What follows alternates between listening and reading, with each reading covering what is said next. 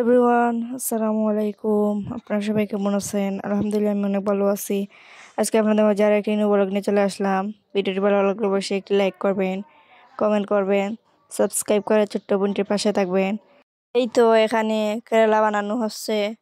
এই তো আমার কেরালা বানানো শেষ, সাথে একটা আলু দিয়ে দিলাম। এখন সুন্দর করে ধুয়ে সিদ্ধ করে নিব তিতা যাওয়ার জন্য।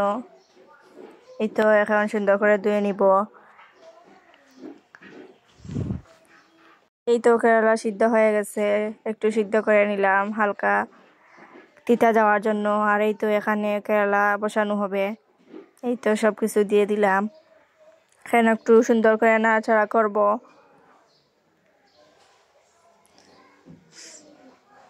এই তো আমার কেরালাগুলো, আর এখানে এই তো কেরালাগুলো দিয়ে দিলাম। এই তো এখানে আমার কেরালা ভাজি করা হয়ে গেছে, এখন নামানো হবে।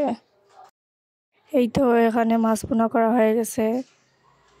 কেরালা ভাজি আর মাছ ভুনা রান্না করা হয়েছে। আর আজকে এ পর্যন্ত। সবাই ভালো থাকবেন, সুস্থ থাকবেন। আল্লাহ হাফিজ, আসসালামু আলাইকুম। ভিডিওটি ভালো লাগলে অবশ্যই একটি লাইক করবেন, কমেন্ট করবেন, সাবস্ক্রাইব করে আমার পাশে থাকবেন।